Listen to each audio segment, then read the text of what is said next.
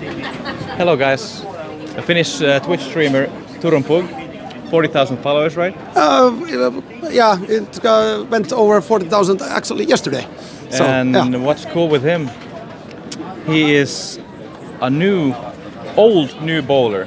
Old new bowler, I like that. Yeah, exactly. Yeah, he has a challenge, or what you would call it? I would call it a challenge. Sami Konsteri. I don't know if you know that you know Sami Konsteri, but Yeah, big I've seen Finnish. him once or twice. Once or twice you've seen him. He offered me a chance to train. I got 6 months time. I started with zero experience in bowling about 3 months ago, and 6 months time to practice to Finnish championships. And now we are halfway, and looking good. Very hard, new game, but loving it. Exactly, bowling, it looks so easy, but it's so hard. Yeah. And the more you learn, the more you think you'll know less. Yeah, exactly. I've been finding that out, but the bowling people in Finland, everybody loves to help, everybody's cheering, everybody's giving advices, and the whole bowling community has been supporting this 100%. Yeah, within my 30 years of traveling, and so nearly 30 years, bowling community, it's like a family. Yeah, you'll never feel like you're left out. And my challenge is ending in 2 months, and I can. So you're getting nervous? No, I'm getting a little bit nervous. Of course, the Finnish championships are coming, but I can already say that after the 6 months that I will continue bowling. So we will be seeing. Hopefully in the future as well. I'm sure we will. Yeah. So you've been here today watching the girls bowl? Exactly. My other coach Jarno said that this is the championship or place to go because there is a lot of cheering going on, and I was like, okay, let's see. But yeah, the atmosphere is amazing, right? Exactly. When I walked in, I was like, oh, this is what bowling should be. People cheering. Everybody is cheering to their own team, and the atmosphere is simply great here. So who's going to win the girls and the boys gold medal? No, of course the Finland. I think that's the perfect way to finish. Exactly. Thank you, Turunpug.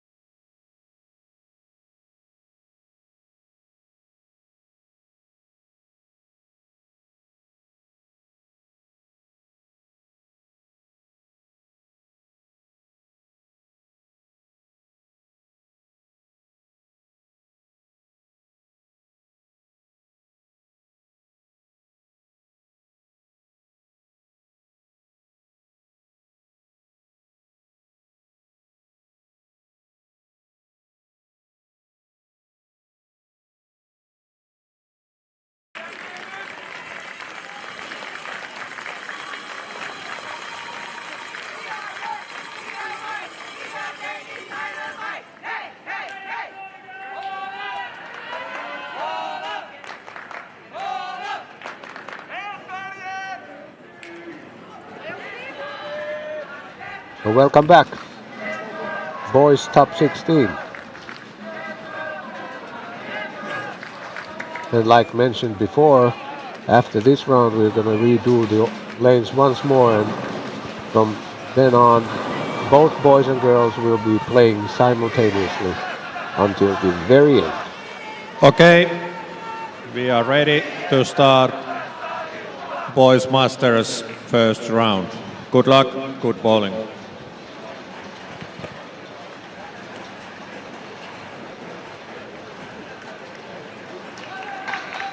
Yeah, I don't think anybody's going to be using match play here either.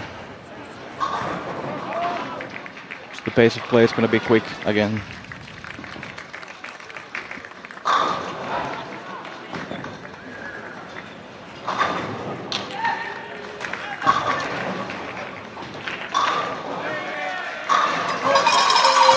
And do remember that Markus Lahti has a chance to do history.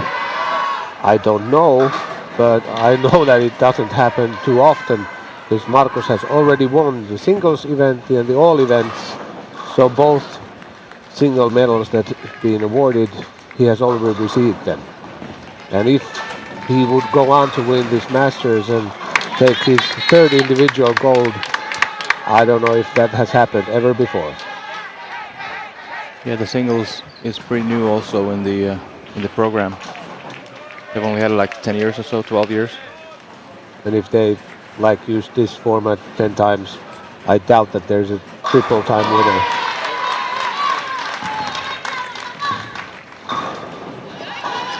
But like I said, I'm not sure. I would just think that. I would think if it has happened, it has been Carlin within the last few years.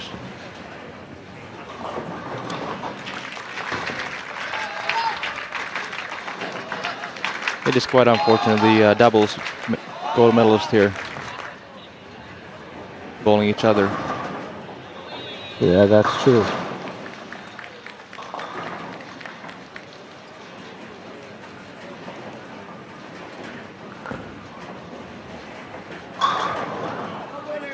And another solid 8.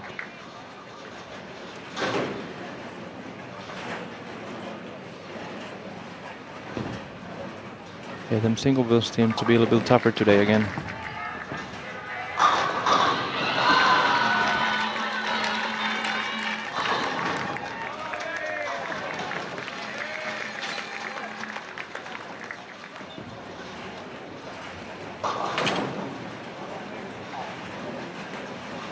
A quick glimpse through the field, it seems most of these boys have decided to go a little more direct line than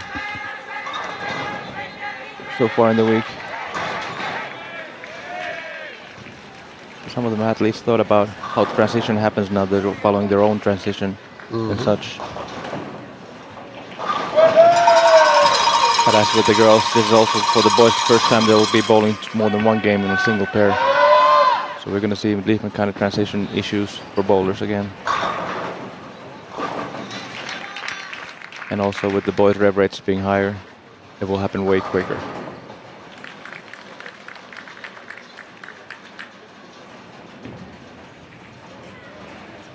There is not a single lefty. Mihai is left-handed. Mihai. Oh yeah, one lefty. But I guess in the whole tournament there weren't too many lefties. No, it was not too many. But the different ratio in the boys' pattern was enough, I guess, to not make it so favorable for the left side. You and I know that the center normally isn't too bad on that side. Yeah, during Ball Master, I think there have been twice, all 4 bowlers have been lefties in the last 20 years, and I think even to make the TV the last 15 years, there's way more lefties than righties altogether. Probably, especially if you don't count the girls. But to be honest, I don't think there were that many lefties bowling at all this week, actually. Yeah, that's what I actually meant a couple of minutes ago, that I didn't see any lefties playing at all. Yeah, but I'll be Mihai and a couple others, but But that's surprisingly few. That's the only way to have righties on TV and in the final stage is that the lefties don't show up at all.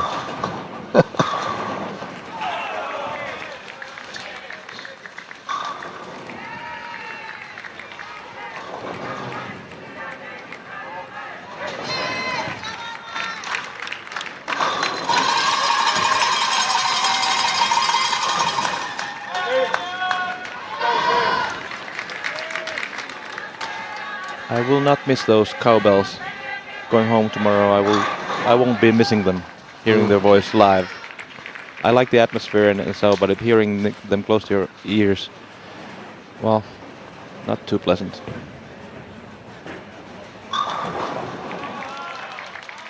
I wonder what it would be like to play what people are sounding those bells, because we haven't been used to doing that while we play. I think it's fine. If it's constant like this, like there's loud noise all the time, it's fine. It's more when it happens out of the random. And as we touched base a little bit with the Swedish league yesterday, the league finals they're actually even louder than these junior championships, I'd say. And phenomenal atmosphere.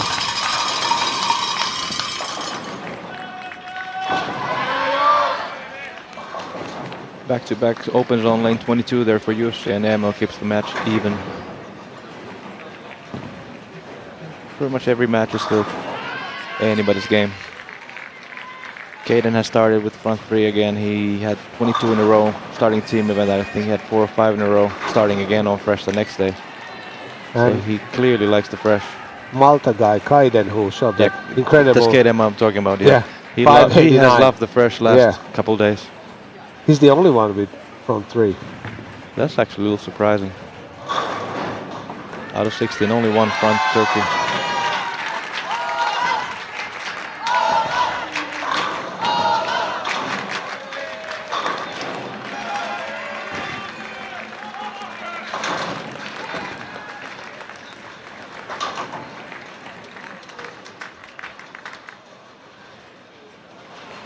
In this match between Emil and Jussi. No strikes on lane 22, all strikes on 21.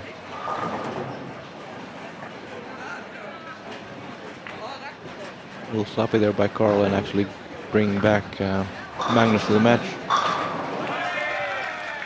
And Emil keeps on striking on that lane, so they're 5 for 5 on the left lane, 0 for 5 on the right lane.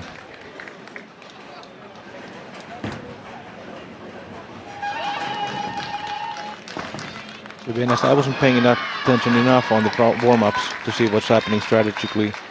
But I'm a little surprised how little strikes there are at the moment.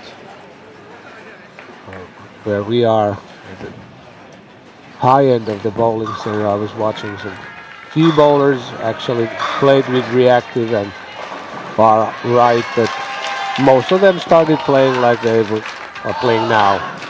Yeah, I've seen that they've done it on warm-up.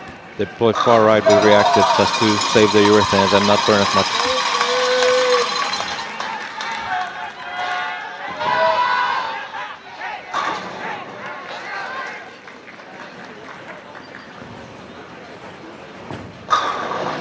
As the Romanians are righty-lefty, assume they should be scoring pretty good in this match.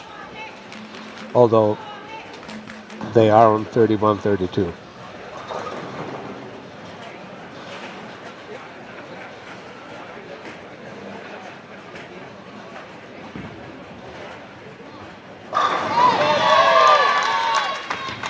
Yeah, Caden's ball there hit the pins like a freight train.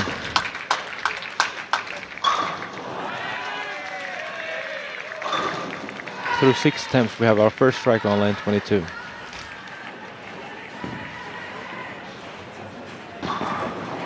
Great shot there by Magnus, taking the lead from Carl as he had the 4-6 in the 6th frame.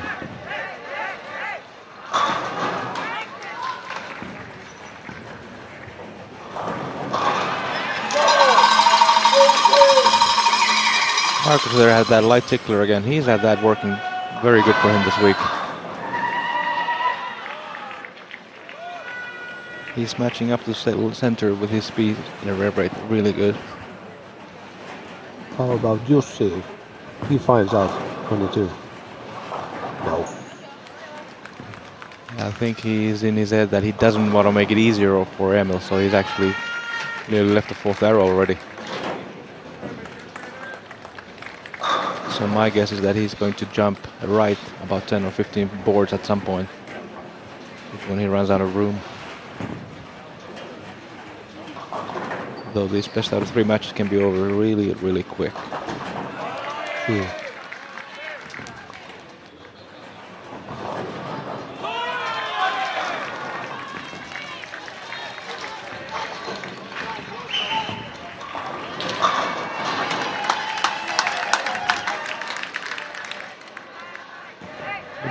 Aaron shot by Michael. Aaron leaving the double. Big four.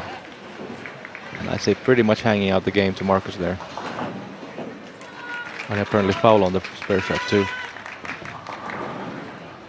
Carl again. Ball hooks too early on the right lane, goes high. He leaves a 4-10. He went from pretty demanding, commanding lead to actually now he's in trouble. Yeah, he's trailing. He needs help from Magnus if he fails to convert here.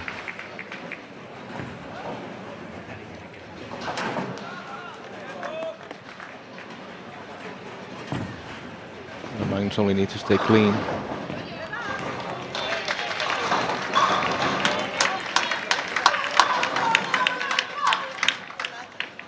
So Marcus ball there hooked super early. Baby split. Yeah, most of these guys are starting to hook almost at the arrows already, so most of them are thinking that I'll be left of my opponent and definitely not create any holes for them. So this will turn into a grind fest soon.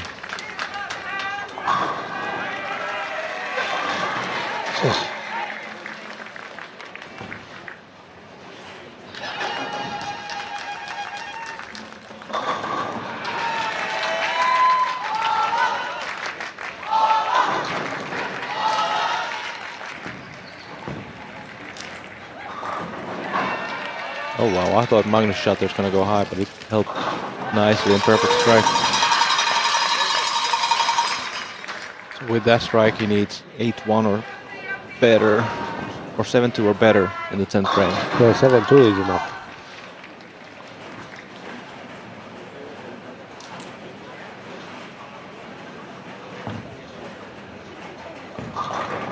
Just actually move a little further right there. Close to third arrow. Carl Pretty good was shot. high again. So that first game is over. 0-1.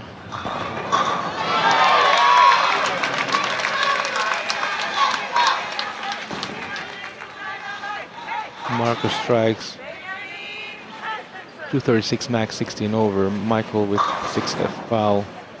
Max 226. So if Michael strikes out, Marcus needs 2 in the 10th. Emil takes game 1. Right there had a chance to put pressure on Tuna.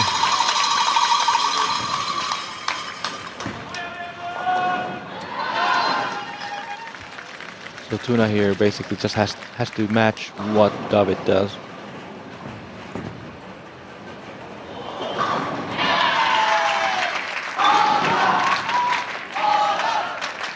That's a pretty good strike.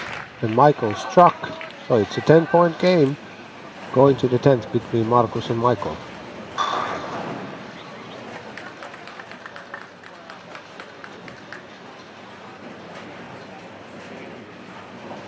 Max Lawrence making this 10 pin here soon. Keeps in the head. Flores with a late double. Making it even again, or closer.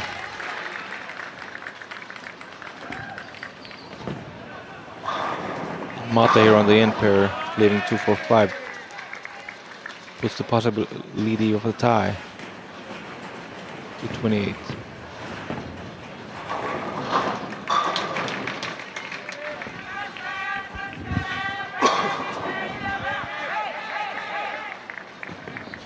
Marcus with the tempen. Yeah, Michael Means Michael needs 2 strikes. And Mate missed that 2-4-5. I actually thought about it in my head. Same here. Is he gonna make that I didn't want to spare? jinx it, and he Yeah. did not. It's 2-4-5 in no means, especially when you're half hooking it. It's not easy when there's dry here and there and oil. Flores, great shot there. Still behind, but really putting the pressure on. Max has been Max. hitting the pocket and leaving those 10 pins that are actually quite far from striking. Yeah, he throws it so hard and Yeah. direct that it's not a great reaction. Michael, pretty good shot. And I'm sure he'll be thinking, why did I foul on that spare shot on a big 4? Because otherwise I'd need an 8 spare now. Or 8-1. Big shot here for Marcus with a strike. He forces Mikael to strike.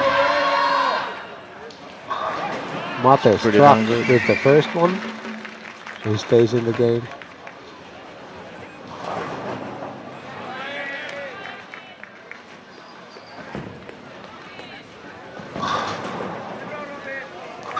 That was in. Slightly fortunate to leave only the 6 pin. Ahead by 2, though Mate has a chance to win with a strike. And he's playing on 31, which is a clear advantage. Yeah, he has 4 in a row on that lane.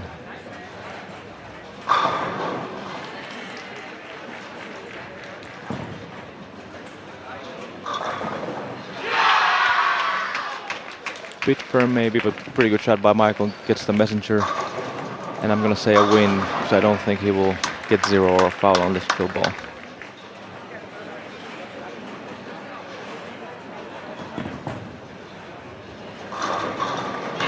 And Wow. Mate was also it very wasn't really a fortunate. strike-deserving shot, No. but it struck. Pulled it terribly. But I'd say pretty identical shot to what Mihai did. Fortunate to get the 4-pin trip. Obviously, which happens quite often with urethane, because the ball is not going so violently through the pin.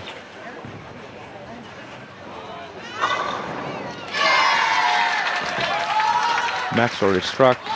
Flores struck again. So Flores took a lead by 10, and now Max has to strike.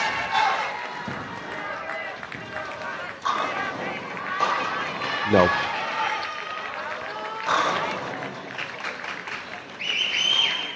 Wow, what happened there? He's stuck on his thumb, even though it's not in the ball.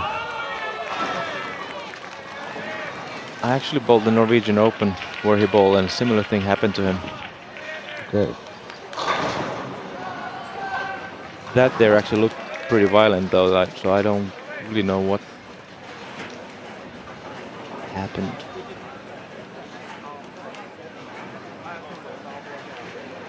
Though if Caden doubles, he does need 1 more strike.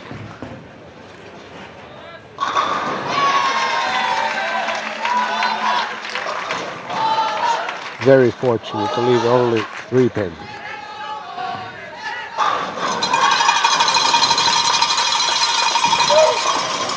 Yeah, I guess Matthias digged his fingers pretty deep in the ball. With a spare and a strike, Caden forces Matthias to strike once more. Carl there solved the right lane, but now he got into trouble on the left lane, going slightly high 490. And Magnus had a great chance to put a lot of pressure on Carl now.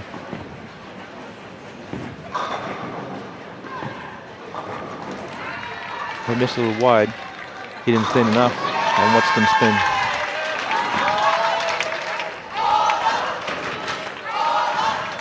Great shot by Matthias, and he won the first game.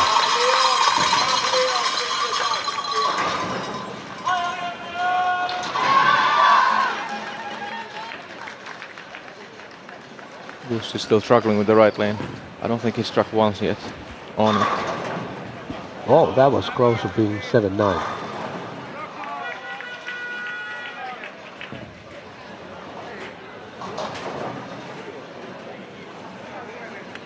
And that there by Emil is the reason why Jussi was bowling left of him the first game. Trying to force that to happen.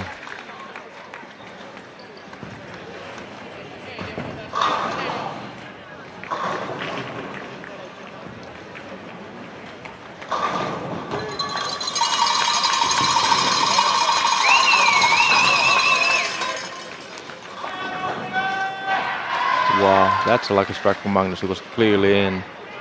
Pushed almost enough, went high and tripped the 4-pin late. Carl behind by 32 through 3 frames already. So I'd say this 4th frame is really crucial for Carl. Yeah, if he doesn't strike and Magnus does, then the gap is very, very big already.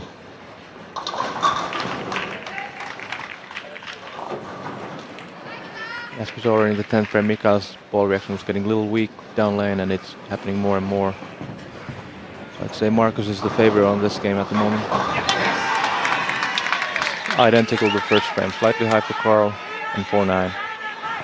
And if Magnus strikes now, Yeah, without a spare, it's almost 60 then. yeah, it is tough. Yeah, that would mean only one more double and clean, as then Carl's max would be 236.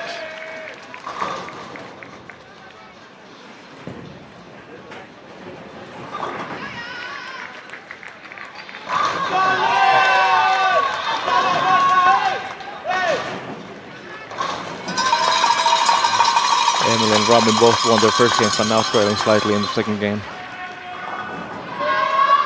Oh wow. That was actually a better shot than his previous on that lane. It hit the no man's land and left flat 10 with the body.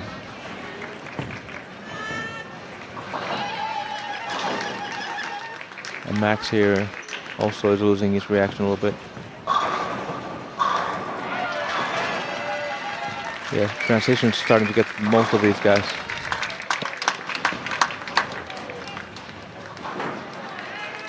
Small hope given to Carl. But important there for Magnus to take that count. Those two pins are almost as much as a double right now for there.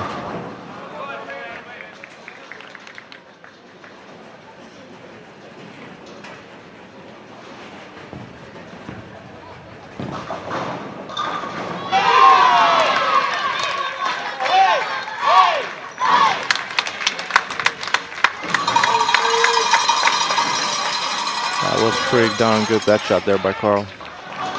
Perfect balance, perfect hit, perfect strike.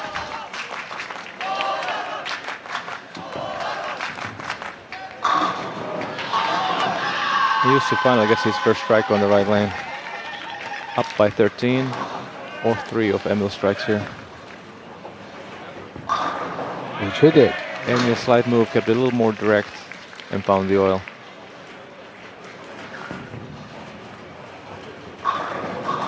Yeah, Marcus' reaction is way better than Mikael right now. Yeah, taking out the 10 like it should.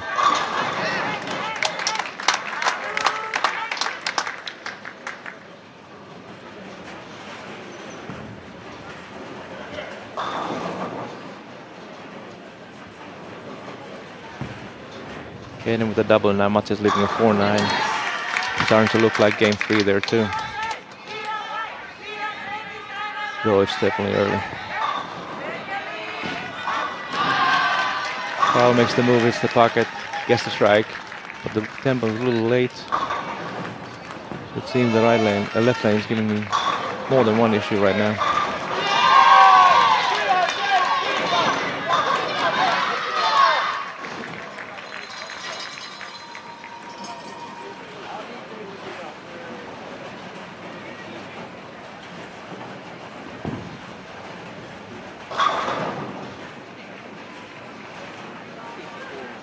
Tuna there had a pretty good chance to put a lot of pressure on Davi.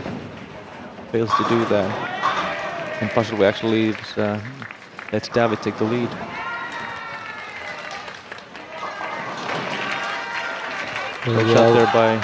Great shot there by Magnus, keeping the lead at 32.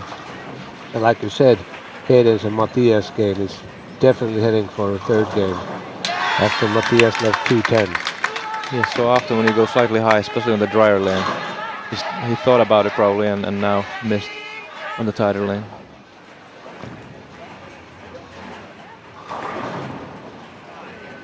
Carl left the 7 Oh, pin. and a 5 pin too. Really? Yeah. Yeah, he stayed on the little too long. It could have easily struck. Now he just left the both. He'll be feeling not so happy at the moment. 2 slightly high hits, both of them 4-9ing, and now the pins were flying, not flying, but moving, and 5-7. This best out of 3. Definitely so hasn't been to lucky. not be unlucky.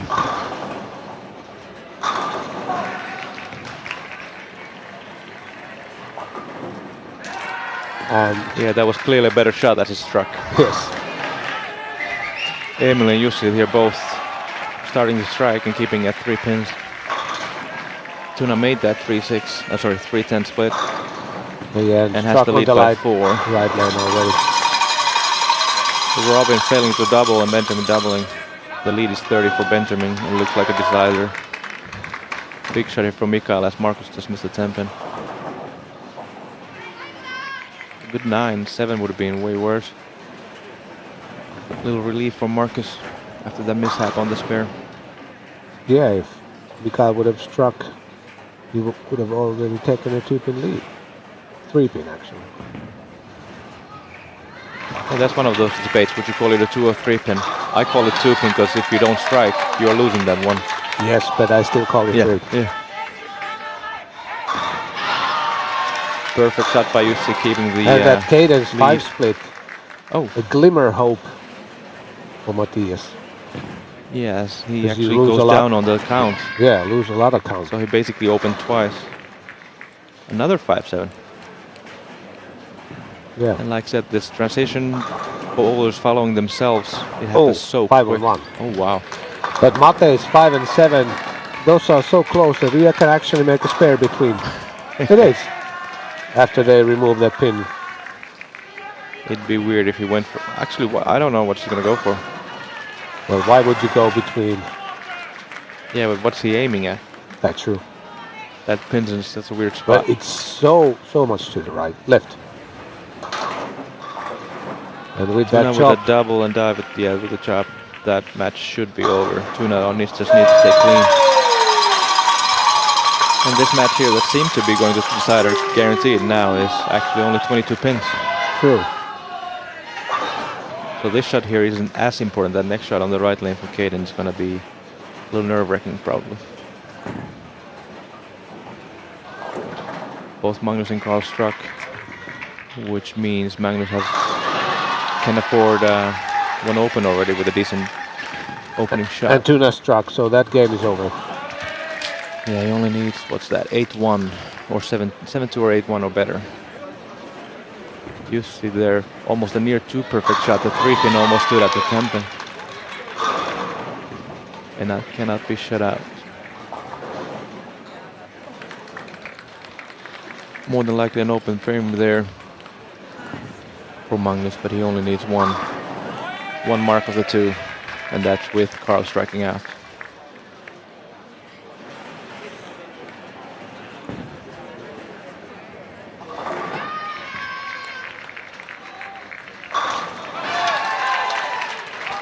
Floor is doubling and Max open, so that game is already 26 points to Floris. In this kind of formats, you need that Lady Luck to be on your side, and this could be one of those moments for Carl now. He was already over. Now with the 1 open, now Magnus just needs a mark. If he does not, Carl might run the whole tournament over from here.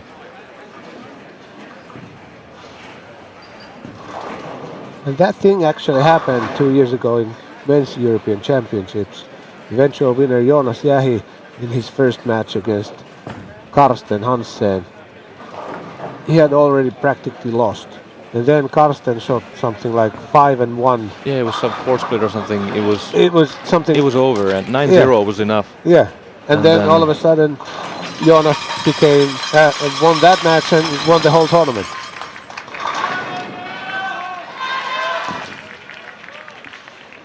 Jussi failing to strike leaves the possibility for Emil to take the match here with 2 strikes. Likes that one. And why would he not? Yeah, he should, yeah. Takes the lead by 9.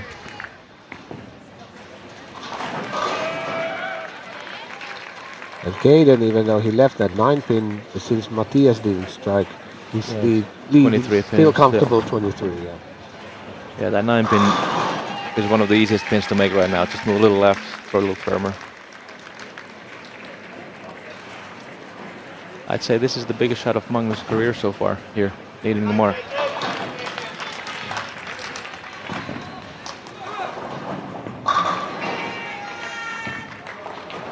And I guess he drifts the left with his legs. Wow. It's those things like it should have been over and how somehow it's not. Max missed that 4 pins, so that is also. So Carl might be the what you were calling yesterday säkäpelle here.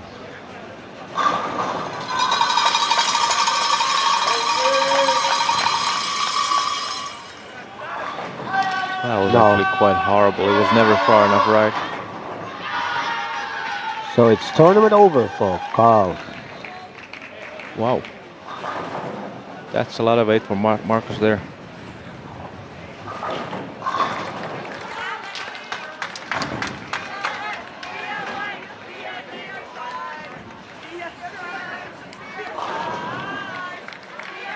And Marcus' lead is only 8.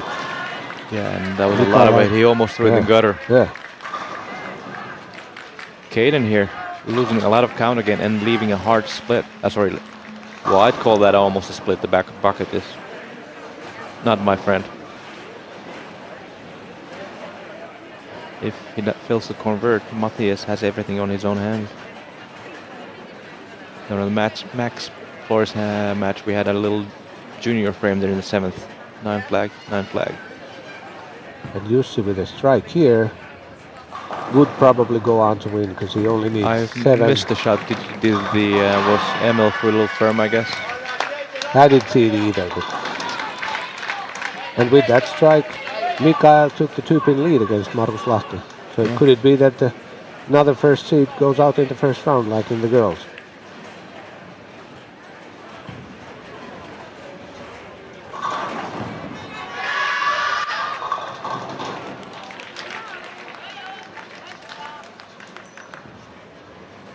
Well, that's a doable spare, that 3-6.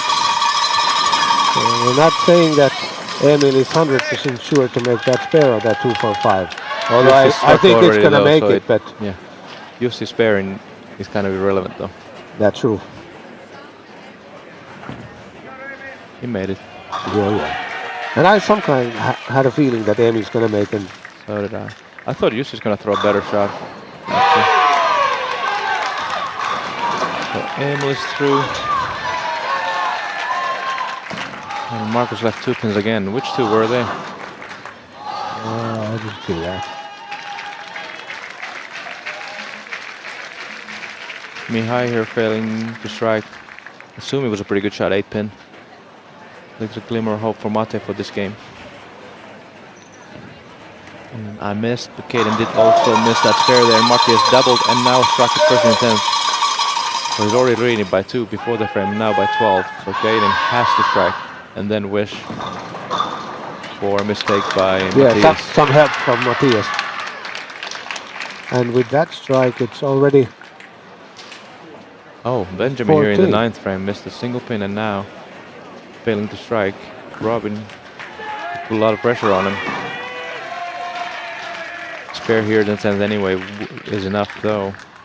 He should not be in this situation here. He's happy to see that, I'm sure. Marcus not striking. Leaves the job easier for Michael, yeah. So. A lot of deciders. 5 or 4. But also it looks like that the top seed goes out again. So Caden actually ended up losing that game by 30. That's wow. Yeah. After 4 frames, who would have thought?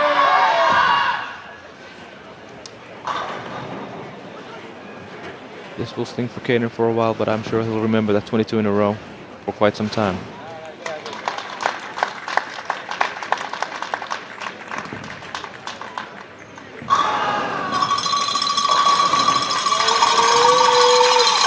And that's enough. Michael is through.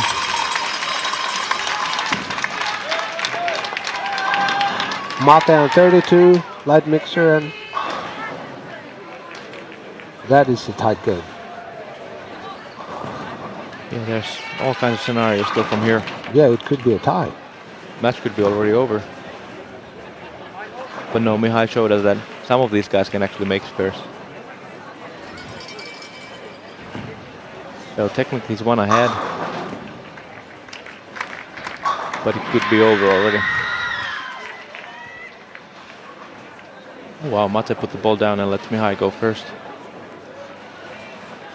9 here by Mihai is important. as then that forces Mate to strike. Yes. And I'm pretty sure Mihai is going to do that. I think so too. He's going to hit the pocket and strike or at least a 9 count. Well, he Yeah. did a 9 count, but not from the pocket.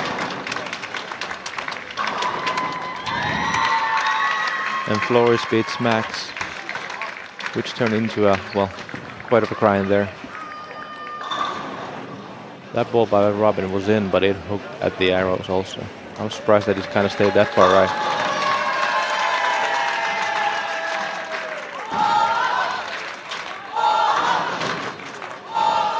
Oh no.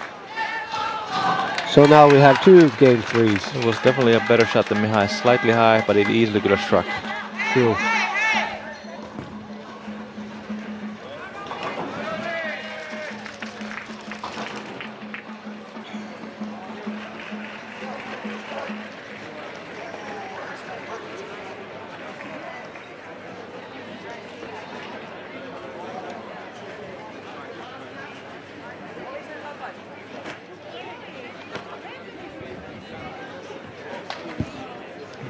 As we saw with the girls, them bowling with themselves, following their own transition.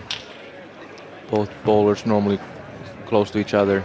Transition is quick and the scores go down. True. What's the high score? 471. I'd say that's still surprisingly low for the highest score of the whole field. What was that? Säkäpelle. Allihoppas friend.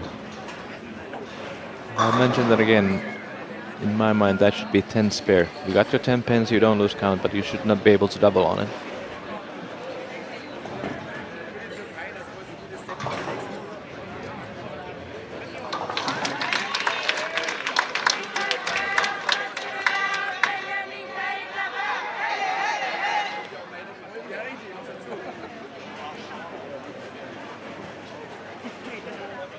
See here on the boys' side today also, as well as unlike yesterday, they're a little more jumpier, a little more edgy, not as confident, especially when it comes down to it today than they've been whole week.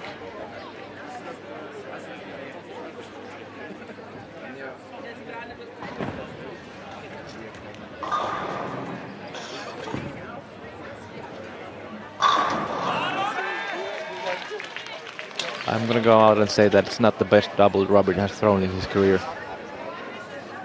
Yeah, shot-wise.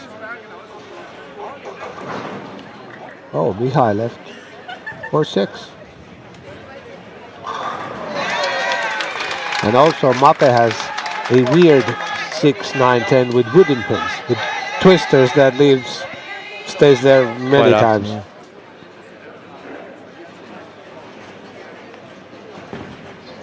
Wow. Not quite the strategy I'd go with, especially if the 6-pin was a little bit further right. Interesting choice. Mihai gets a little breather there of his mistake.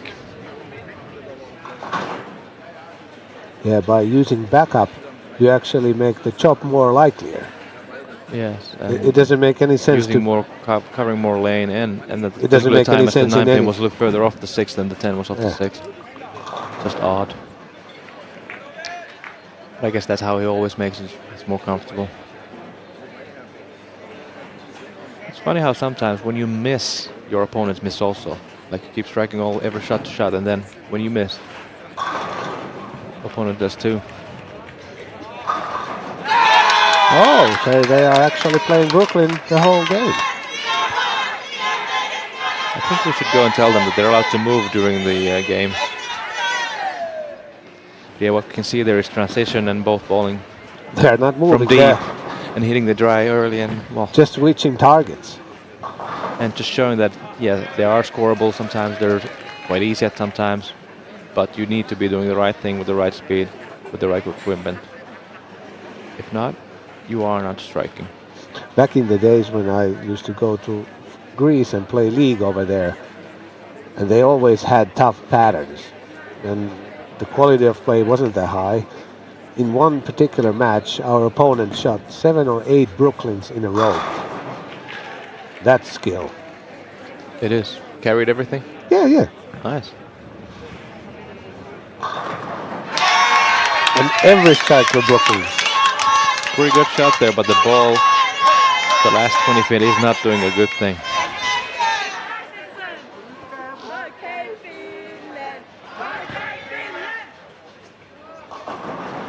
Did Robin move a little bit right? Not sure. Wow, that was unlucky.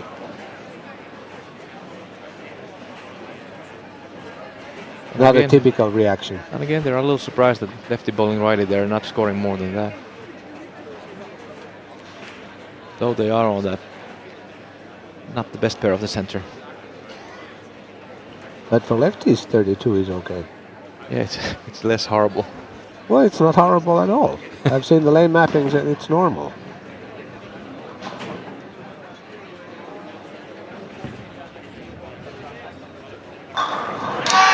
That one was good. Great shot, though. You could see in his body language that he had no clue if it was going to come back or not the right way. It did, and it slapped the slick to the 10. Nice. Yeah, just the way it should, yeah.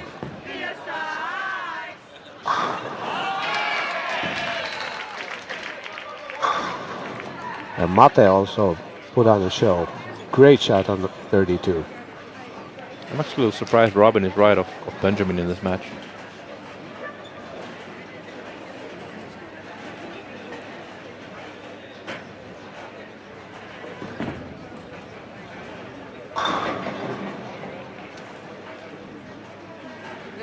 Great shot by Mihai again. Though it's kind of hooking a little early. He's running out of room. But still, last time on 32, that solid 8 was really, really unlucky. It was. Wow. Moved another 1 or 2. Gave now more pace. And now the shape was amazing, yeah. I think the coach said, just a little more, give more time. What a move.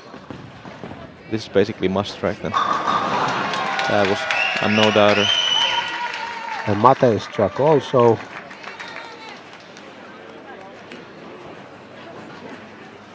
Is the angle or does the pocket 1-2 look a little wide? So the 8-pin might happen again here. Probably the angle.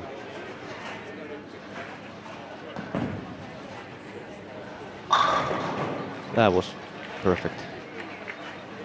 So 17.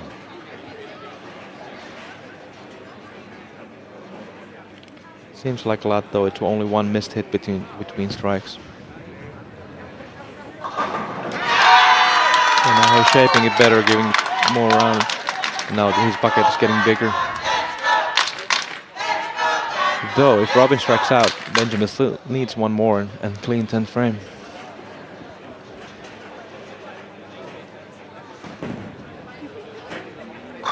Mate, another perfect one on 32. Oh.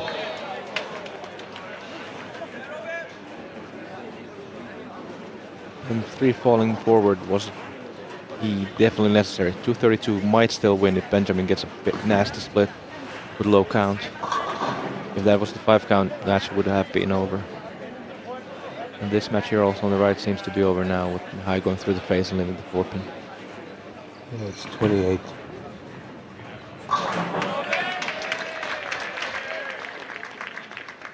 And as he's bowling by himself, transition slower, so I think Mate will hit the pocket here. But as things stand, it looks like first seed, second seed, fourth seed, fifth seed are already out.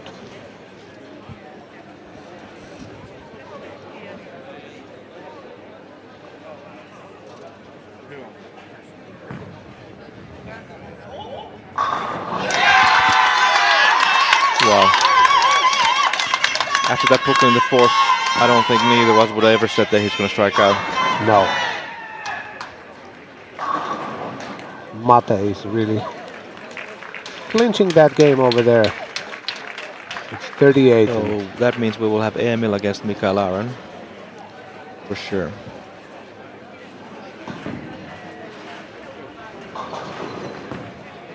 now it's Mate is guaranteed over. thing.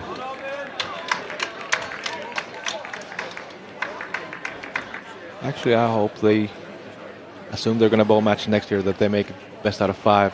There's plenty of time there would be now that there's only 16 bowlers. This best of 3 is way too short.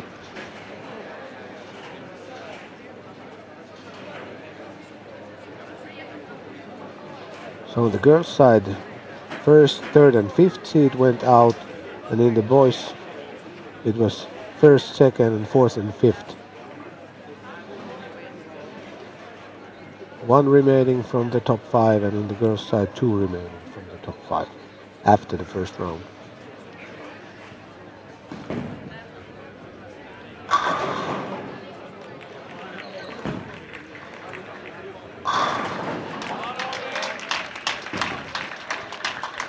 So the match on the next round in a little over an hour's time will be Emil Svensson against Mikael Aron Wilhelmsson, Mate Balaspeski against Benjamin Kjærsgaard Christensen. They're making this hard for me. Floris Delave against Mattias Danielsen Otting, and Tuna Bonku against Magnus Rehnqvist.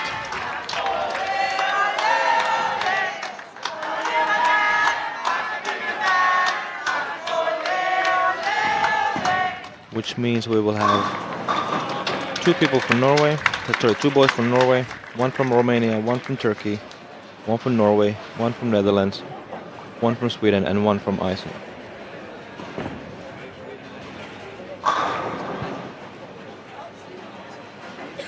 And we're only going to have this one more re-oiling after this round. And from there, we don't need to re-oil the lanes. We're just going to be using pairs, which is kind of weird. For example, next round the girls are playing from 29 to 36, and there has been no games played on 35-36 so far in the tournament. So. Only team event might have been doubles also in boys side in the 33 and 34. The girls didn't use 33, 34. Yeah, but 35-36. Yeah, this is the first yeah, one. it's Nobody completely new. Yeah, and 33 and 34 is barely being used. And also 5 and 6, I don't know if nobody has played there either. Is that no? You know, boys are starting nine's from the lowest. Yeah, boys are starting the from first one. 5. Yeah.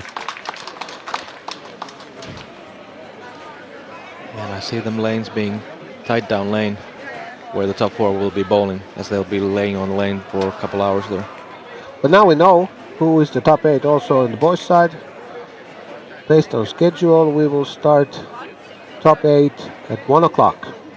So that is in 75 minutes. We'll get back to you when the action continues.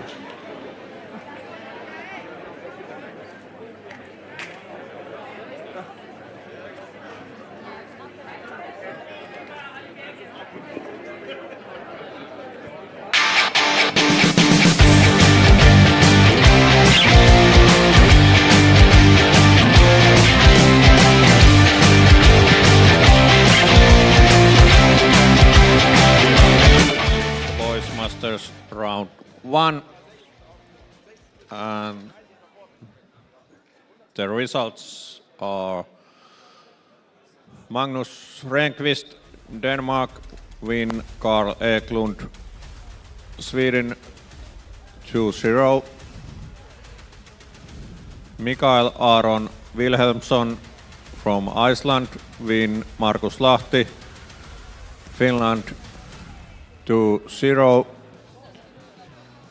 Emil Svensson, Sweden, win Jussi Laine, Finland 2-0. Benjamin Kjærsgaard Christensen, Denmark, win Robin Newberg, Sweden 2-1. Floris Dollevo, Netherlands, win Max Lorenz, Germany 2-0. Mattias Daniels from Norway, win Keiden Lagana from Malta 2-0. Tuna Bonku from Turkey, win David Barak, Slovakia 2-0. and Mate Palat-Spetsi, Romania win Mihai Alin Truck, Romania 2-1.